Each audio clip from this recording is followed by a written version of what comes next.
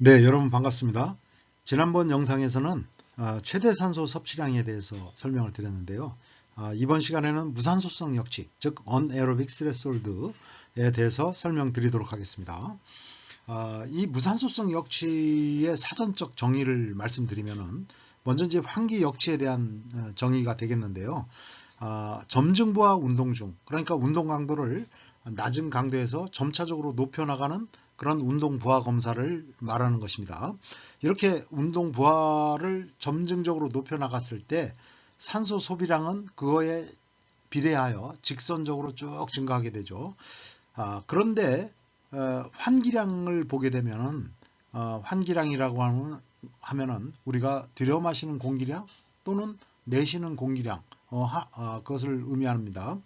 이 환기량은 직선적인 증가에서 벗어나서 급격하게 증가하는 시점이 나타나게 되는데요. 이 그림에서처럼 운동 강도가 점차적으로 X축이 운동 강도를 나타낸다고 한다면 운동 강도가 계속해서 증가함에 따라 직선적으로 증가하다가 어느 시점에서 이런 직선적인 관계를 벗어나서 급격하게 증가하는 바로 이 화살표로 표시된 지점, 바로 이 지점을 환기 역시다 이렇게 이야기한다고 하는 것입니다. 이 점에 대해서 더 그 무산소성 역치의 어떤 원리라든가 또 해석상의 의미에 대해서는 계속해서 설명드리도록 하겠습니다. 자, 그러면은 이 무산소성 역치를 측정하는 측정 과정은 말씀드렸듯이 점증부하 운동부하 검사를 이용하게 되죠.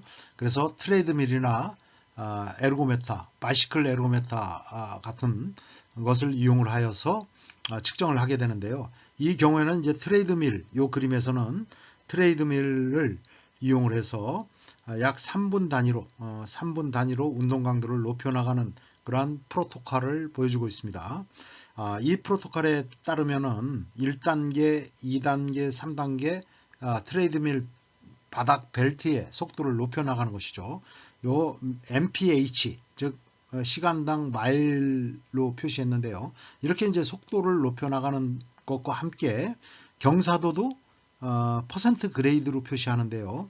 2% 그레이드, 10% 그레이드, 12% 해서 2단계, 3단계 계속 높여나가게 되면 이런 운동 강도의 증가에 따라서 환기량이 이제 증가하게 되는 것이죠. 물론 산소 소비량도 계속해서 증가하게 되는 것입니다. 그래서 X축은 산소 섭취량을 나타내는 것이고 Y축은 환기량을 나타내는 것이죠. 그래서 이제 환기량이 계속해서 이렇게 직선적인 관계로 증가하다가 즉 운동 강도 또는 산소 소비량과 직선적인 관계를 보이면서 환기량은 증가하게 됩니다. 근데 말씀드렸듯이 어느 시점에 이르게 되면 환기량이 급격하게 직선적인 관계를 벗어나서 급격하게 증가하는 양상을 보이는데 바로 그 시점을 환기 역치다 이렇게 얘기하는 것이죠. 이렇게 환기 역치를 지나서 계속해서 급격하게 환기량이 증가하고 다시 한번 더 급격한 증가를 보이는 시점이 나타날 수도 있는데 그것을 호흡 보상점이라고도 이야기합니다. 오늘 이 시간에는 그것에 대한 설명을 생략하겠고요. 이렇게 환기량이 급격하게 증가하다가 마침내 최대에 도달하게 되는 것이죠. 그래서 완전히 탈진하는 때까지 그런 최대 운동에 도달할 때 보이는 환기량을 최대 환기량이라고 할 수 있겠습니다. 그래서 이 경우에는 약 120리터, 분당 120리터에 해당하는 상태까지 굉장히 최대한 운동을 한 것이죠. 바로 이 시점에서 산소 소비량을 보게 되면 바로 이 시점에 4.0리터 바로 이것이 최대 산소 섭취량이라고 할 수 있습니다. VO2 max 최대 산소 섭취량이라고 할 수 있고요. 이 환기 역치가 나타난 시점의 산소 섭취량을 보면 2.7리터 정도가 되겠습니다. 그러면은 최대 산소 섭취량에 대한 상대 운동 강도를 구할 수가 있겠죠. 즉 최대 산소 섭취량은 4.0이니까 2.5 나누기 4.0 곱하기 100 하면은 퍼센테이지로 이 최대 산소 섭취량의 퍼센테이지로 상대적인 운동 강도를 나타낼 수 있습니다. 그렇게 되면 바로 이 시점은 이 사람의 최대 산소 섭취량의 67.5%에 해당하는 운동 강도가 이 사람의 환기 역치다. 이렇게 얘기하는 것입니다. 자, 일반적으로 일반 사람의 경우에는 이러한 환기 역치는 뭐 55% 또는 60, 65% 이 정도 시점에서 나타나지만은 뭐 운동 선수라고 한다면 대부분 70%, 75% 이상을 넘게 되고요. 169 마라톤 선수는 이러한 AT가 즉 환기 역치가 80% VO2 max를 다 넘게 되는 경우를 볼 수 있습니다. 자, 이러한 환기 역치 또는 무산소성 역치는 왜 중요하냐 하면은 우리가 그 지구력 형태의 심폐지구력 형태의 운동 경기가 많이 있죠. 그래서 마라톤, 철인 3종, 뭐 도로 사이클, 또 그 밖에 크로스 컨트리, 뭐 장거리 수영 굉장히 많을 수 있는데요. 이러한 경기력을 좌우하는 굉장히 중요한 요소가 스피드의 지구력이라고 하는 것입니다. 그래서 스피드의 지구력이라고 한다는 것은 단순히 지구력만 좋다는 것이 아니라 무한정 뛰는 게 중요한 게 아니라 얼마나 빠른 속도로 장시간 달릴 수 있느냐, 유지할 수 있느냐, 바로 이러한 능력을 스피드의 지구력이라고 할 수 있고요. 이것이 바로 경기력을 좌우하는, 승부를 좌우하는 중요한 요소라고 하는 것입니다. 이러한 스피드의 지구력을 나타내는 굉장히 중요한 지표가 바로 무산소성 역치다. 이런 점을 말씀드릴 수 있습니다. 또 한 가지 말씀드릴 수 있는 것은 이 환기 역치를 벤틸레이션 브레이킹 포인트라고도 이야기를 합니다. 우리나라 말로 적당한 용어가 무엇일까 찾다가 제가 한 25년 전에 환기 급증점, 약 30년 전이 되겠네요. 환기 급증점이라는 용어를 사용해서 표현을 했는데 이것을 또 많이 이용하기도 하는 것 같습니다. 자, 그러면은 무산소성 역치 중에서 방금 환기 역치에 대해서 설명을 드렸는데요. 젖산 역치와의 또 관계에 대해서 설명드리도록 하겠습니다. 아까 그 환기 역치를 설명드릴 때 나타낸 것과 유사한 그림이죠. 그래서 환기량이 급격히 어느 시점에서 급격히 증가하는 시점을 환기 역치다. 이 점을 설명을 드렸었죠.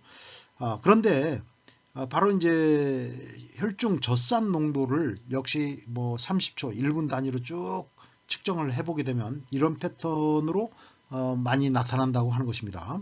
보시게 되면 이 오른쪽 Y축이 혈중 젖산 농도를 나타낸다고 볼 수 있고요. 그 다음에 이제 이건 역시 그 운동 강도 또는 산소 섭취량을 나타내는 겁니다. X축은.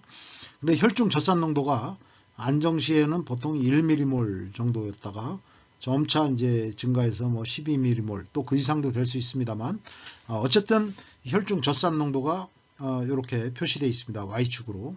그런데 안정 시에는 주로 1 내지 뭐 1.5mm몰 뭐 그 정도 수준을 보이는 것이 대부분인데요. 이 안정시 혈중 젖산은 적혈구가 만들어내는 것이라고 볼 수 있습니다. 적혈구는 미토콘드리아가 없죠. 그래서 글리콜리시스 즉 해당 작용을 통해서만 에너지를 만들어내는데요. 그 결과로 인해서 적혈구는 젖산을 만들어냅니다. 그래서 안정 상태에서 보이는 이 혈중 젖산은 적혈구에 의해서 만들어진 혈중 젖산인데요. 보통 안정시 1mm몰 정도를 보인다고 볼 수 있습니다. 그러나 이제 우리가 운동을 하면서 근육에서는 젖산을 생성하게 되겠죠.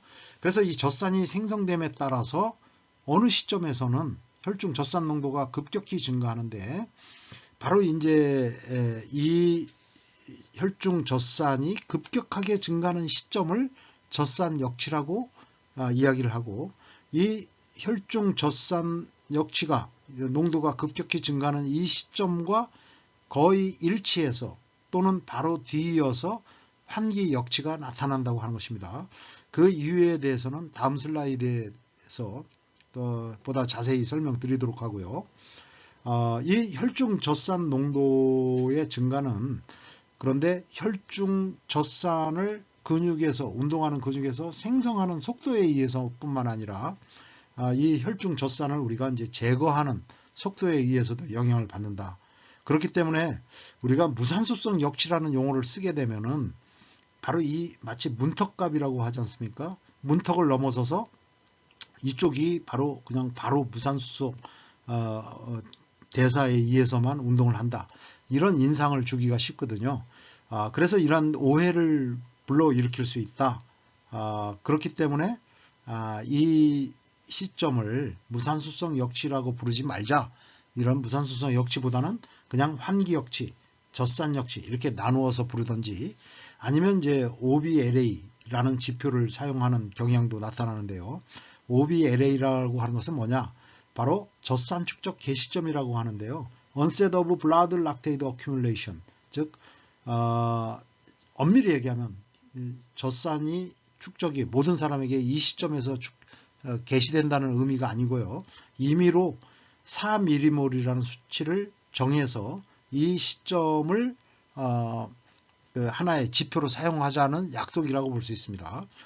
즉 OBLA라고 하는 것은 어떻게 만들어졌냐 하면은 일반적으로 이런 젖산 역치가 나타나는 게는 하지만은 아주 훈련된 엘리트 선수들은 바로 이런 젖산 역치가 잘 나타나지 않고 또 이 4mm몰을 주로 그 시점을 기점으로 해서 젖산이 급격하게 증가하는 양상이 많이 나타난다고 하는 것입니다.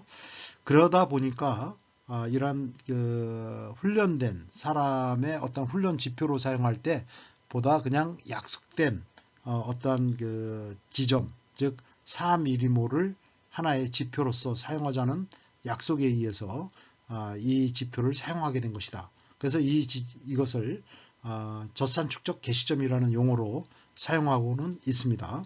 다음 슬라이드에서 좀 더 자세히 말씀을 드리도록 그렇게 말씀드리겠습니다. 그런데 이 그림에서 보듯이 운동 강도를 점차적으로 증가시켜 나감에 따라서 처음에는 지근 섬유가 주로 참여해서 그 운동을 수행하지만 점차 속분 섬유의 즉 타입 2 섬유의 참여가 늘어나면서 혈중 젖산의 생성도 더 높아지는 양상을 우리가 볼 수가 있습니다.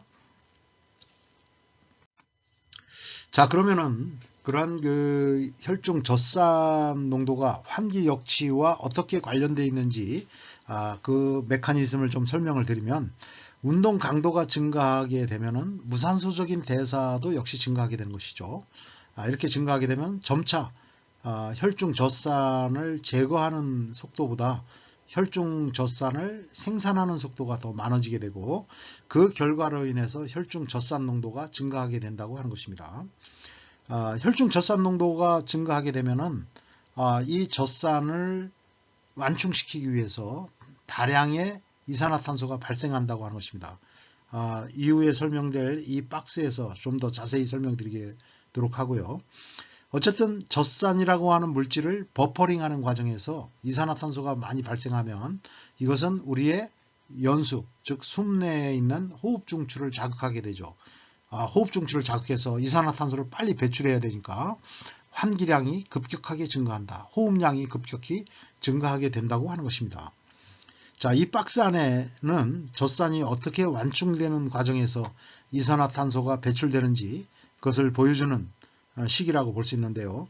여기 이제 젖산이라고 할 수 있고요. 이 젖산이 운동하는 근육에서 생산돼서 이것이 약 2 내지 3분 정도의 시차를 두고 혈액으로 나오게 됩니다. 이렇게 나오게 되는 젖산은 혈액 중에 존재하는 완충제가 있죠. 즉 버퍼 시스템에 의해서 완충되게 되는데 그러한 중요한 완충 물질이 중탄산 나트륨이라고 하는 물질입니다. 바로 이 NaHCO3 즉 중탄산 나트륨에 의해서 젖산이 완충되는 과정을 설명하고 있습니다. 여기서 보시게 되면 이 소디움 즉 나트륨과 이 부분이 결합을 해서 젖산 나트륨을 형성을 하죠. 그래서 이게 염기성 물질이 되는 것입니다. 그 다음에 여기에 이제 수소 하나가 떨어져 나와서 HCO3와 결합을 하니까 탄산을 형성을 하게 됩니다. 그래서 약한 산이 되는 것이죠. 자, 이렇게 형성된 탄산은 결국 폐로 보내지게 돼서 폐에 이르게 돼서 폐에는 탄산 탈수 효소에 의해서 이 탄산이 물과 이산화탄소로 분리된다고 하는 것이죠. 이렇게 그 젖산의 완충 과정에서 이렇게 결과적으로는 이산화탄소가 많이 발생하기 때문에 이 이산화탄소는 우리의 호흡 중추를 자극하게 되고 또 우리가 그 환기량이 늘어남에 따라 이 이산화탄소를 많이 배출을 할 수 있게 되는 것이죠. 즉 이산화탄소를 호기를 통해서 배출하게 된다. 자, 이런 과정에 의해서 환기량이 증가하게 된다고 하는 것입니다. 그런데 이것에 대한 반론도 설명드리고 가겠습니다. 즉 환기 역치와 젖산의 관련성에 대해서 이것에 대한 그 반론이 또 제기되고 있는데요. 그것은 유전적으로 가인산 분해효소 포스포릴레이스가 결핍된 환자에게서도 환기 역치가 발견된다고 하는 것입니다.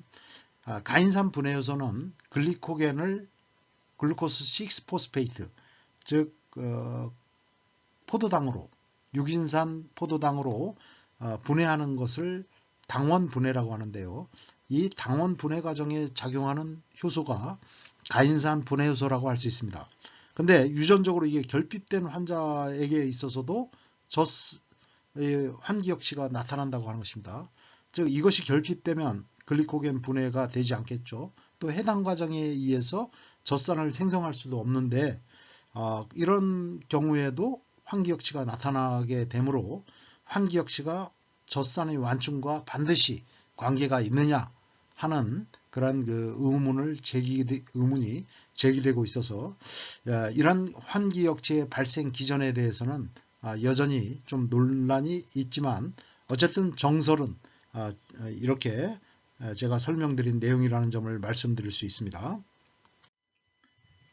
네, 그러면 계속해서 이 그림을 통해서 혈중 젖산이 어떻게 완충되는지를 설명드리도록 하겠습니다. 요 그림을 보시게 되면 여기에 이제 근육을 나타내는 것이고요. 근육의 당원 분해에 의해서 글리코겐이 유긴산 포도당으로 분해되고 이어서 해당 과정에 의해서 피루부산을 형성을 하게 되는 것이죠.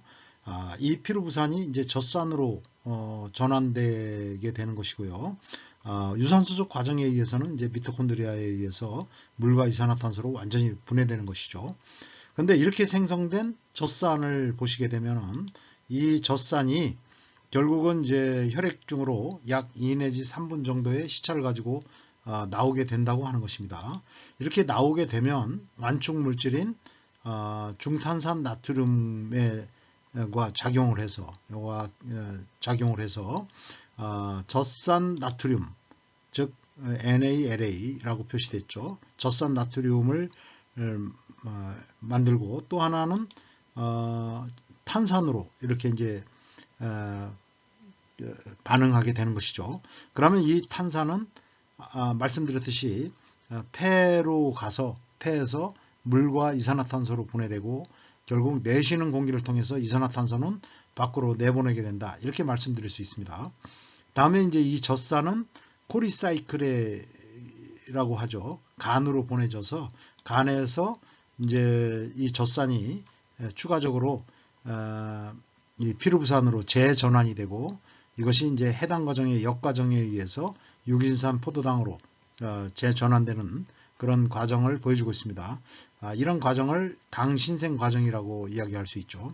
자, 이런 코리사이클로 젖산이 약 5분의 1 정도 보내지게 되고 또 대부분의 이 젖산은 결국 심장을 포함한 다른 비활동 근육으로 보내져서 유산소적으로 다시 분해되는 그런 그 과정을 보여준다고 하는 것입니다.